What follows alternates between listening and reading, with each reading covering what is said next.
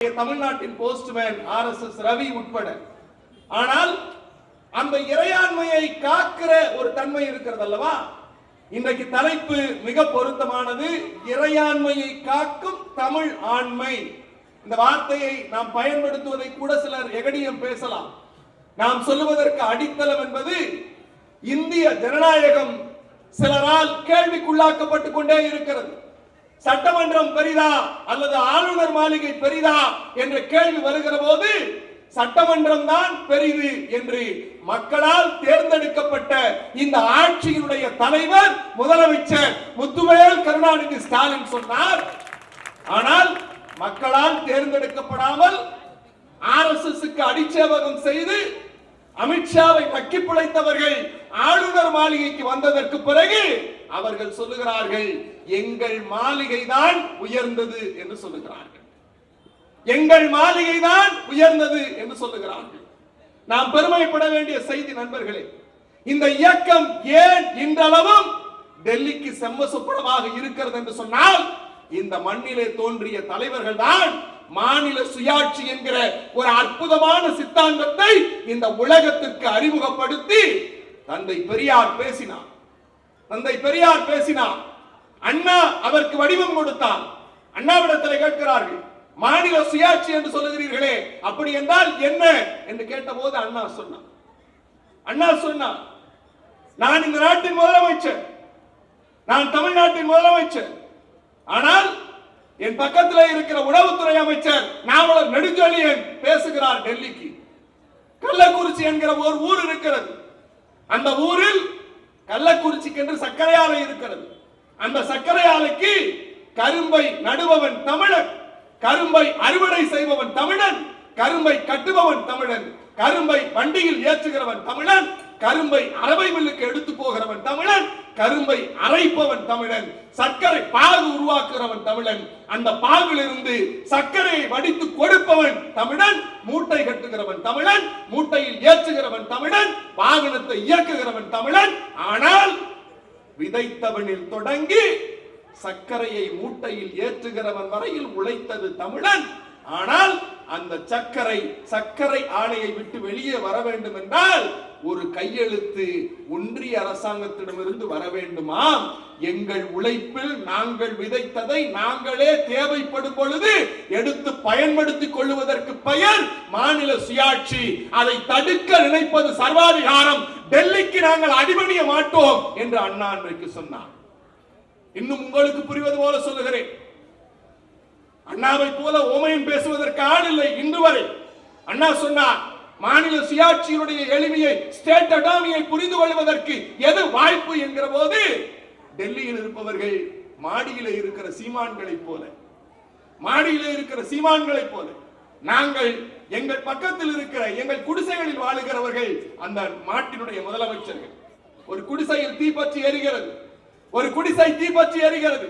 அந்த தீப்பற்றி எரிகிறதை பார்க்கிற போது மாட மாளிகையில் கூட கோபுரத்தில் இருக்கிற 8வது மாடியில் இருக்கிற சீமான் என்ன சொல்லுவான்? அங்கே பார், ஏதோ ஒன்று புகைந்து கொண்டிருக்கிறது என்று சொல்லுவான். அங்கே பார், ஏதோ ஒன்று புகைந்து கொண்டிருக்கிறது என்று சொல்லுவான். ஆனால் பக்கத்து வீட்டில் இருக்கிறவன் என் பக்கத்து வீட்டு குடிசை எரிகிறது என்று சொல்லி அந்த குடிசையினுடைய நெருப்பை அணைப்பதற்கு தண்ணீரை ஊற்றி அந்த குடிசையினுடைய நெருப்பை தணித்து உயிர் பலியாகாமல் தடுப்பான். அதுதான் மாநில முதலமைச்சருடைய பாங்கு. என் மாநிலத்திற்கு என்ன பிரச்சனை என்பதை நாங்கள் முடிவு செய்து தீர்த்துக் கொள்ளுகிறோமே தவிர சட்டாம்பிள்ளைத்தனமான ஒன்றிய அரசின் ஏவல் எங்களுக்கு தேவையில்லை என்று அண்ணா சொன்னார். அது அவருடைய கடைசி உயிர் மூச்சு, அண்ணாவினுடைய உயிர் மூச்சு. அண்ணா முடித்து விட்டு போனார், குறைந்து போனார். நம்முடைய முத்தமிழறிஞர் டாக்டர் கலைஞர் அவருடைய உயிர் மூச்சை, கடைசி உயிரை அண்ணா உயிர் எழுதுகிறார். அவருடைய கடைசி கடிதம் 4 வரிதான். ஏன் திமுகவும் இந்த இயக்கமும் ஏன் இவ்வளவு பேருக்கு சிம்மசப்படமாக இருக்கிறது என்றால் நமக்கு வாய்த்த தலைவர்கள் அப்படி. அண்ணா எழுதுகிறார், தம்பி, அருமைக்குரிய தம்பி, நான் முதலமைச்சர் நாற்காலி வெறிபிடித்து அலைபவன் அல்ல. வார்த்தையை நன்றாக கவனி. நான் முதலமைச்சர் நாற்காலி வெறிபிடித்து அலைபவன் அல்ல. ஆனால் சர்க்கரை என்று சீட்டிலே எழுதி நக்கினால் அது இனிக்குமா? முதலமைச்சருக்குடைய அதிகாரத்தை கொடுக்காமல் என் மாநில மக்களுக்கு தேவையை நிறைவேற்ற வேண்டும் என்றால் நான் டெல்லி சர்க்காரின் காலிலே விழுந்துதான் அதை பெற வேண்டும் என்றால் அது எப்படி உண்மையான ஜனநாயகமாக மாறும் என்று அண்ணா கேட்டார். அதனுடைய நீட்சி கலைஞர் வந்தார். கலைஞர் டெல்லியில் பேசினார், பத்திரிகையாளர்களை சந்தித்தார், அன்றைக்கு இருந்த பிரதமர்களை சந்தித்தார். சந்தித்து விட்டு சொன்னார், என் அண்ணாவினுடைய உயிர் மூச்சு பிரிகிற போது அவர் என் கையில் ஒப்படைத்தது மாநில சுயாட்சி, ஸ்டேட் அட்டானமி. அதை பெறுவதுதான் திராவிட முன்னேற்ற கழகத்தினுடைய உயிர் முழக்கம் என்று கலைஞர் சொன்னார். பத்திரிகையாளர் கேட்கிறார்கள், அவரும் அப்படித்தான் பேசினார், நீங்களும் இப்படித்தான் பேசினீர்கள், உங்களுக்கு ஒன்று புரியவில்லையே என்று கேட்டபோது கலைஞர் அவருக்குரிய பாணியில் சொன்னார், மாநில சுயாட்சி என்றால் என்ன தெரியுமா? ஒருவன் சிறைச்சாலைப்படுகிறான், ஒரு பெரிய போராட்டம், அந்த போராட்டத்திலே சிறைச்சாலைக்கு போகிறான், சிறைச்சாலையில் இருந்து விடுதலை பெறுகிறான், விடுதலை பெற்றுவிட்டு தன்னுடைய கை குழந்தையோடு தன் மனையால் வாசலில் நிற்கிறான். அந்த குழந்தை அந்த தந்தையை கண்டவுடன் எகிரி குதிக்கிறது. இவனோ சிறைச்சாலையில் இருந்து வந்தவன் அந்த குழந்தையை கட்டி அணைப்பதற்கு ஓடுகிறான். கட்டி அணைக்க போகிற போது அப்போதுதான் உணர்கிறான், அந்த குழந்தையின் கை நீளுகிறது, கால்கள் துடிக்கிறது, ஆனால் என்னால் ஒரு பாதம் எடுத்து வைக்க முடியவில்லை, என் குழந்தையை கட்டி அணைக்க முடியவில்லை, ஏனென்றால் என் கால்களிலும் கைகளிலும் விலங்கு மாட்டப்பட்டிருக்கிறது என்றான். உங்களுக்கு புரிவது போல சொல்லுகிறேன், நான் விடுதலை பெற்று விட்டேன், அந்த விடுதலை என்பது என் கைகளிலும் கால்களிலும் விலங்கு போட்ட விடுதலையாக இருக்கிறது. ஆகவே ஒன்றிய அரசு நாங்கள் விடுதலை பெற்றிருக்கிறோம், மாநில சுயாட்சி என்பது ஒவ்வொரு முதலமைச்சருக்குமான உரிமை என்று கலைஞர் பேசினார். அவர்தான் வந்தபோது ராஜமன்னார் கமிட்டியை அமைத்தார். ராஜமன்னார் கமிட்டியை அமைத்தார். அந்த ராஜமன்னார் கமிட்டி சொன்னது, மத்திய மாநில அரசுகளுடைய உறவுகள் குறித்து நாம் பேச வேண்டும் என்று. அந்த இரண்டாவது நோக்கம், ஆளுநர் என்கிற பதவி தமிழ்நாட்டுக்கு தேவையில்லை, ஆளுநர் என்கிற பொறுப்பு தேவையில்லை. அப்படி தேவை என்றால் மாநில முதலமைச்சரை கலந்து ஆலோசித்ததற்கு பிறகு நீங்கள் நியமிக்கலாம் என்கிற ஒரு கருத்து வந்தது. அது எந்த அரசாங்கமாக இருந்தாலும் டெல்லியில இருக்கிறவர்கள் எப்போதெல்லாம் அவர்களுக்கு தேவைப்படுகிறதோ அப்போதெல்லாம் ஆளுநர் ஆயுதத்தை ஏந்தி கொண்டிருந்தார்கள். ஆனால் திராவிட முன்னேற்ற கழகம் தொடங்கப்பட்ட காலத்திலிருந்து தேர்தலில் போட்டியிடுவதற்கு முன்பாகவே ஆளுநர் பதவி தேவையில்லை என்று தீர்மானம் போட்ட ஒரே இயக்கம் இந்தியாவிலேயே திராவிட முன்னேற்ற கழகம் என்கிற பேர் இயக்கம் தான். கலைஞர் வந்தார், ராஜமன்னார் கமிட்டி போடப்பட்டது. அந்த ராஜமன்னார் கமிட்டியை விரிவாக விவாதித்தார்கள். இந்திரா காந்தி எகடியம் பேசினார், எங்களுக்கே அதிகாரம் சொல்லுகிறீர்களா, நீங்கள் எங்களையே எதிர்த்து பேசுகிறீர்களா, எப்படியெல்லாம் நீங்கள் வாழ முடியும் என்று கேட்டபோது எமர்ஜென்சி வந்தது. ஏன் கலைஞரும் திமுகவும் எமர்ஜென்சியில் கைகால் உடைக்கப்பட்டது என்றால் அதனுடைய நோக்கம் நமக்கான உரிமை கேட்கப்பட்டது, மாநில சுயாட்சியை கேட்டது. அப்படி கேட்டபோது ஒரே ஒரு கடிதம் வந்தது, ஒரே ஒரு கடிதம் இந்திரா காந்தி இடத்திலிருந்து கலைஞருக்கு வந்தது.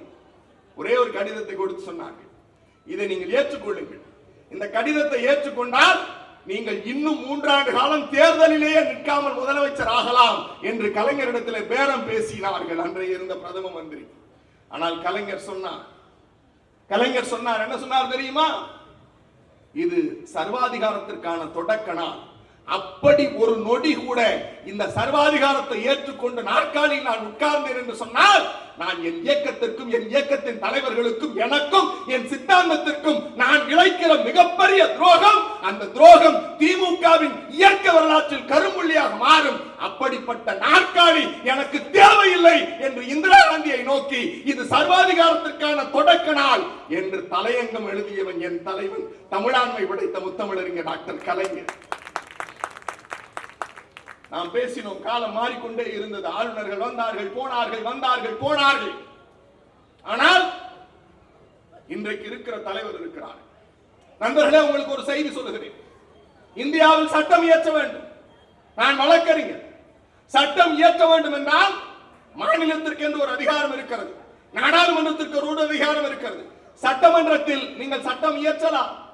சட்ட மசோதா முன்வடிவாக ஆளுநருக்கு அனுப்ப வேண்டும்.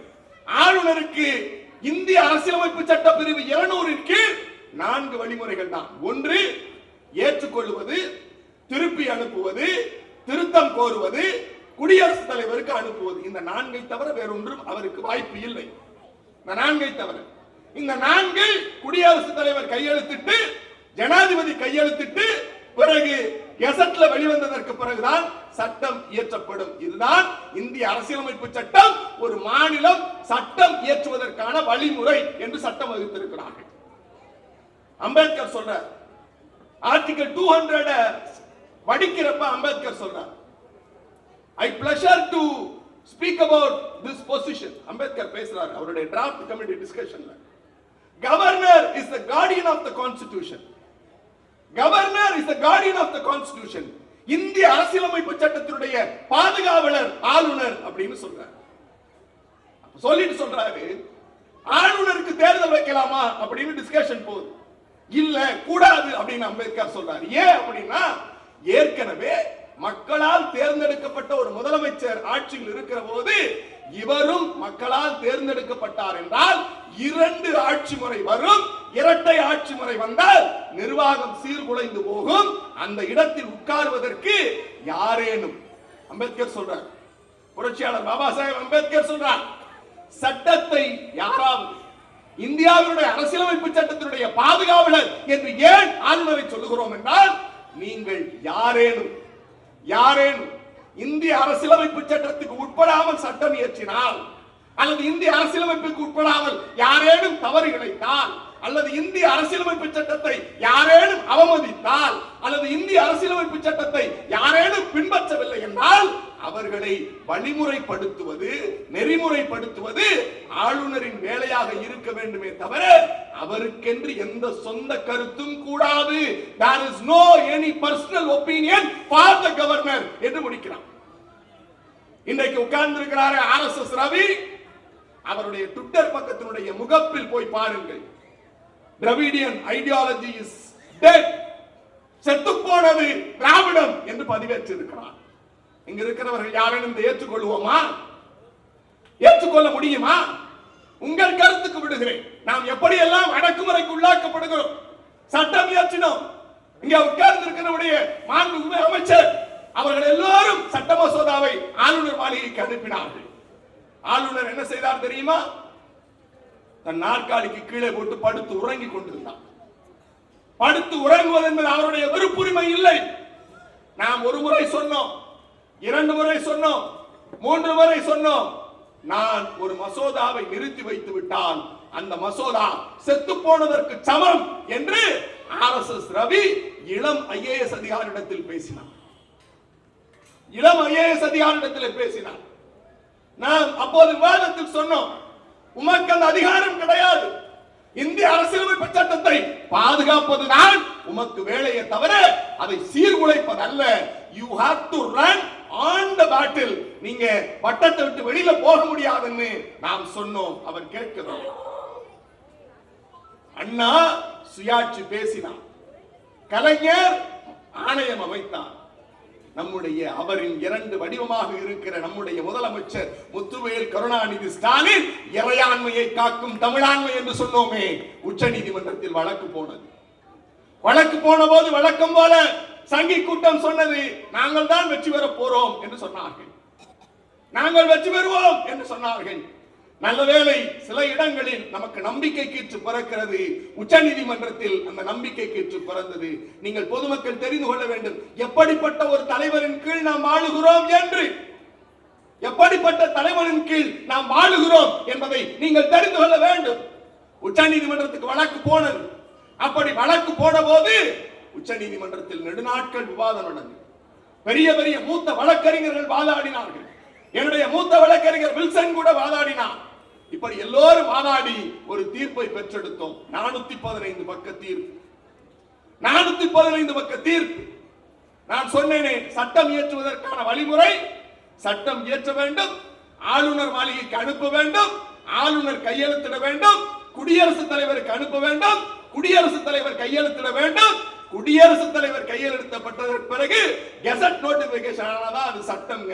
இதுதான் இந்திய ஜனநாயகத்தினுடைய மாண்பு, இந்திய ஜனநாயகத்தில் சட்டம் இயற்றுகிற வழிமுறை. ஆனால் நாம் இன்றைக்கு புகழ் பாடுகிறோமே, இறையாண்மையை காக்க வந்த தமிழாண்மை. நாம் சட்டம் இயற்றினோம், ஆளுநருக்கு அனுப்பினோம். அவர் திருப்பி அனுப்பவில்லை, தூங்கிக் கொண்டிருந்தார். குடியரசுத் தலைவர் கையெழுத்திடவில்லை, கெசட் நோட்டிபிகேஷன் வரல.